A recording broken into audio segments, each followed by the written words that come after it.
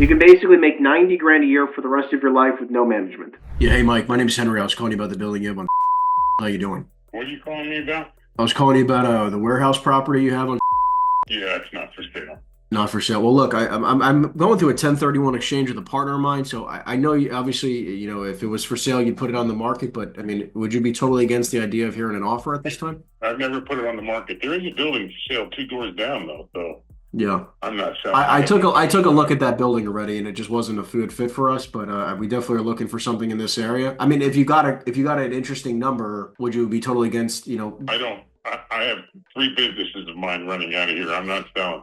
That makes sense. Okay, I mean, you wouldn't be open to something like a sale leaseback and just rent out the building? No, I get these calls every day. I'm sure. The buildings I own, I get the same calls. Do you have any other properties where you might be more open to the idea of selling? No, it's the only one I got. Gotcha. All right, Mike. Well, listen, I appreciate the call. I mean, would you be if I wanted to sell one of my properties nearby, would you want to take a look at it to expand the business? No, I'm kind of winding down, so I'm just going to turn it all over to my kids. Oh, nice. Okay. Well, thanks, Mike. I appreciate the conversation. Hey, Rich, it's Henry. How you doing, buddy? I have to just tell you, I know you're persistent. I know you want to get something going here, but I have to reach out to you. It's just not top of mind right now, I mean, I'm involved in a lot of different things, okay? I know you are. And obviously, the only reason why this was even something of consideration is because it's in New Jersey and you're trying to get out of Jersey, Well, maybe I am, maybe I'm not, I mean, is it a price thing? Like, if you got a certain price, you'd be open to it? I would have to say that it would generally be a price thing. I think that right now the rates are kind of not in my favor. Look to see maybe a little down the road. What price would you need? When you're fighting the fire, it's hard to step back and do this right now. I'm hoping that in the next month or so, as I mentioned to you before, I'll get a clearer picture of what I'm doing. Would I like to move on? Yeah, I'd like to move on. But, sure. Well, look, there's no pressure. I'm just trying to figure out if there's is there a number in which you'd even be open to the idea of moving along? And if not, I understand. Obviously, interest rates are agreed, not in your favor. But maybe there's a number that gets you to consider it, and maybe there's a number that we can get the client to come to. I don't know. As I say, right now, I'm literally in the middle of taking care of a situation, so it's very difficult. Let me, there's competing factors. Okay, my brother still lives there, my son still lives there. There's reasons to go back and forth. Sure. He's got young children. So I get to be the grandparent. So being available is kind of a good thing. Sure. Well, look, I mean, I'm definitely not saying you can't go there ever. It's like, hey, if you got the right number, all I'm trying to do is try to see if there's maybe a number that you'd be okay with, which I'm not saying never travel back to New Jersey. Heck, I do it probably once a month myself. The other thing too is I do have underlying first mortgages on the 2 properties. So it's not like I walk away with, So that's another factor involved, And I'm in a quandary. If I got rid of one, which one would I get rid of? Which would I keep, Well, I'm saying I can get you an offer for both. I mean, I right now have an offer right now for $1.8 million for both. And it sounds like you might need to have a 2 in front of it, right? Like, I don't know what it needs to look like, but obviously if I can get it for you, maybe you'd consider it, right? Yeah, that or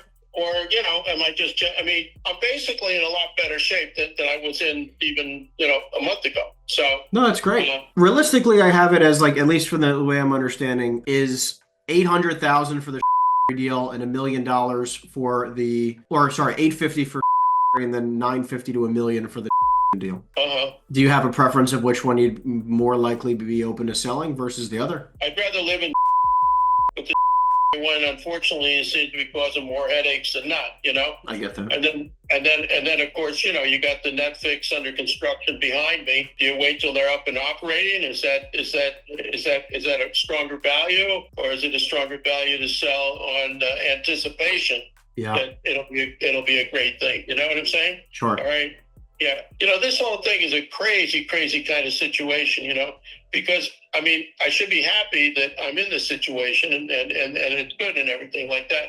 But, it's funny when you've been involved in these types of properties for such a long period of time, basically forever, you're kind of used to a little bit, I get it. That's why I figured I'd at least run the idea by you where maybe you sell one versus the other. And, if you have a number in mind for either one of them, if I can get there, great. If I can't get there, then no problem. I got a feeling, and everybody says to me, it's, like somebody should do like a freaking sitcom on your life. I mean, I'm down here in Florida. I'm not doing anything. I'd rather be I'd be better back in Jersey. You know what I'm saying? Yeah. I mean, health-wise, I feel better when I'm up in Jersey than when I'm down here in Florida. You know what I mean? Well, then you could use the money when you sell it, and you can put it into a nice house there. So maybe I just pull the trigger here and, you know, and make 600 here, you know, that type of thing. You know what I mean? Sure. Why not? I got too many variables. You know what I'm saying? Yeah, I mean, like, look, you know, at this point, though, you know, you're saying that the properties are a pain in the ass. It's like almost no matter what. If you sold them and then moved it into something, whether it was some type of DST, which is like a bond, which you could just basically live off of 6 or 7% interest on the money, you know, where you don't have to manage anything. There's just like, you know, you're kind of getting to the point in life where like, do you really want to deal with the tenancy and the nonsense of making sure things are occupied and dealing with a bunch of tenants, or do you just want to collect a check every month? That's really what it comes down to. It just really, you know, do you want to put up with the BS? Okay. Which at this point, you don't really have to, you know, like you don't owe a lot on the properties. You could sell them and just collect a check and not worry about anything. You know what I mean? If you can, I would just say, like, tell me a number that you feel like you could make sense of, and maybe I can get there, maybe I can't. But at least, you know, it's worth the effort. And if we can get there, then it makes sense to sell it. I'm not saying you should sell it for less than you think it's worth. Yeah, no.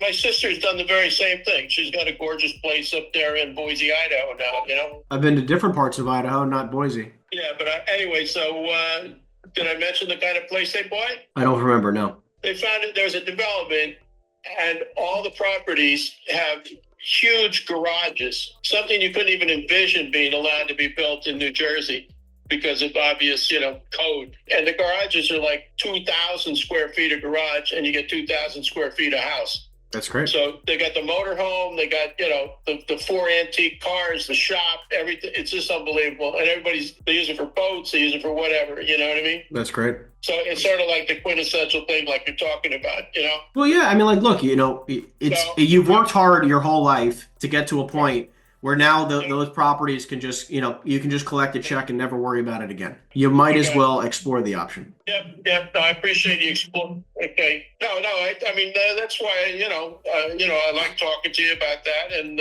you know, maybe we can do something. Let me get this off, and then thinking maybe I'll come back to Jersey in a couple of days or so we get a little more focused, you know. Okay. Yeah, and like, look, if you can, just try to give me an idea of where you feel like you'd need to be for either one or for both, right? Which one that you know, at least you give, you know, let's put a number to both of them. And if we can get there, great. And if we can't, keep them. You know, who cares? What do you wind up walking away from with? You said that you owe about 300, right? Yeah, it's about 300. Okay. Well, because I'm saying like right now at 1.8 million minus your closing costs and other things, you'd be walking away with somewhere between 1.4 and 1.5 million dollars. Well, what about taxes? Well, obviously, you know, between you and I, it doesn't obviously make sense to do nothing with the money, and because look, you're going to probably pay $500,000 in taxes, right? So you'll clear probably $1 million, you know, roughly, give or take. Right? Maybe give or take 100. You could walk away with roughly $1 million after taxes, or you take $1.5 million and reinvest the money through a 1031, and you can invest in a DST today where you could literally collect on $1.5 million times 6%. You can basically make 90 grand a year for the rest of your life with no management. No management, no headache, no tenants, no nothing. And that's 90 clean in your pocket. That's not 90 plus expenses. That's 90 clean. All right. You got my email. I have your email. Yep. Why don't you just ghost out some of that? Can you put that in an email so I can? Yeah, I'll outline the whole thing for you. No problem. Okay, and then. And you say going up towards like 2 million. I could do an estimate for you if you got 2 million. Sure, I could do that. So I'll run some numbers for you. At 1.8, and I'll run some numbers at 2 million for you. Okay. Okay. Let me just answer this question. And we're really pretty close to it because, you know, it looks like things are going to pop pretty soon. Mm-hmm. Is there any possibility we could just be in the wings waiting for the interest rate modification and be ready to pull the trigger then or something like that? The problem is this, right? Like, sure, I've been having the same conversations with dozens and dozens and dozens of people. Sure, when interest rates drop, whenever they do, of course it will be beneficial to sales. However, you know, we've been saying that for 2 years. Do I think it'll happen soon? Sure, but it also might not happen for another year in a way, like, because think about it. If interest rates go down 0.25%, it doesn't mean anything. It's like interest rates have to come down from, 7%. Like right now, if you really want to know where interest rates are, you go to the 10-year treasury. The 10-year treasury right now is where, you'll be able to dictate where interest rates are for commercial loans. So right now, if we look it up, which hold on one second, I'll pull it up right now. 10-year treasury is sitting at 4.236. So interest rates right now are typically roughly 3% above treasury rates. The treasury rate is 4.2, so interest rates are around 7.2, right? Maybe a half a point difference depending on credit and quality of the deal. So between 6.75 and 7.2 is where interest rates are today. It's not like interest rates are going to drop 2.5%, 3%. They're going to drop a quarter of a basis point. You know what I mean? Like you might be waiting 2, 3, 4, 5, 6 years, maybe, and who knows? So right now it's sort of, I'm a kind of person where I like looking in absolutes where it's like, look, today we can get you this. And that's what's a real number. And I don't know what the future holds. Interest rates might go up. Interest rates might go down. If things change with the tariffs in a negative way, we might go higher interest rates. I'll send you an email, Rich. This way you'll have a breakdown of 1.8 and 2 million. You'll have an understanding of exactly what you can do with it. And why don't I give you a call early next week? Alrighty, Rich. Sounds good. I'll talk to you later. Thank you. Thank you, buddy.